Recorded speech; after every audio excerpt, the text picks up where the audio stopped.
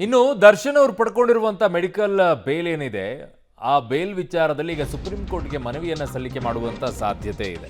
ನಟ Darshan and gang ವಿರುದ್ಧ ಕೊಲೆ ಪ್ರಕರಣ ಏನಿದೆ ಅದರಲ್ಲಿ ದರ್ಶನ್ ಜಾಮೀನು ರದ್ದಿಗೆ ಸುಪ್ರೀಂ ಮೊರೆ ಹೋಗುವಂಥ ಸಾಧ್ಯತೆ ಇದೆ. ಪೊಲೀಸ್ ಆಯುಕ್ತ ದಯಾನಂದ್ ಅವರು ಹೇಳಿಕೆಯನ್ನು ಕೊಟ್ಟಿದ್ದಾರೆ.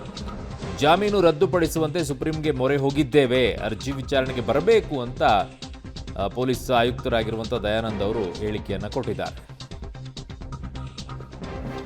ಏನಿಲ್ಲ, ರೇಣುಕಾಸ್ವಾಮಿ ಹತ್ಯೆ ಪ್ರಕರಣಕ್ಕೆ ಸಂಬಂಧಪಟ್ಟ ಹಾಗೆ ಏನು ಆಂತರಿಕ ತಾತ್ಕಾಲಿಕ ಜಾಮೀನನ್ನು ಕೊಡಲಾಗಿತ್ತು, ಅದರ ಸಂಬಂಧದಲ್ಲಿ ಈಗಾಗಲೇ ಹೇಳಿದಾಗೆ ನಾವು ಸರ್ವೋಚ್ಚ ನ್ಯಾಯಾಲಯಕ್ಕೆ ಒಂದು ಅಪೀಲನ್ನು ಸಲ್ಲಿಸಲಿಕ್ಕೆ ಕ್ರಮಗಳನ್ನು ಕೈಗೊಳ್ಳಲಾಗಿತ್ತು. ಅದನ್ನು ಈಗ ಸರ್ವೋಚ್ಚ ನ್ಯಾಯಾಲಯದಲ್ಲಿ ಪ್ರಕ್ರಿಯೆಗೆ ಅನುಗುಣವಾಗಿ ಅಲ್ಲಿ ಅದನ್ನು ನಾವು ಈ ಅಪೀಲನ್ನು ದಾಖಲಿಸಲಾಗಿದೆ. ಕಳೆದ 2 ದಿವಸಗಳ ಹಿಂದೆ ಬಹುಶಃ ಅದರಲ್ಲಿ ಅಲ್ಲಿ ದಾಖಲಿಸಲಾಗಿದೆ. ಅದು ಈಗ ಬೆಂಚ್ಗೆ ಬಂದು ವಿಚಾರಣೆಗೆ ಬರಬೇಕಾಗ್ತದೆ.